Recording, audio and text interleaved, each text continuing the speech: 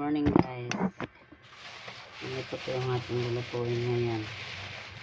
Fried chicken. Yan lang. Kasi mahalang 30 minutes. So hanapan na lang natin ng paraan. Kasi meron naman dyan ng mga seasoning mix. Ganun.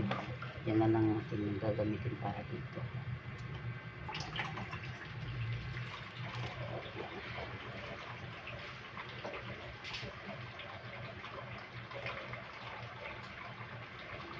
Thank you, Daddy, for alcohol and for water.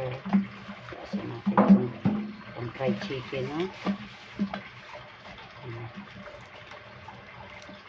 220 ang kilo nito, guys. Dari sa Bohol. Ang kilo nito.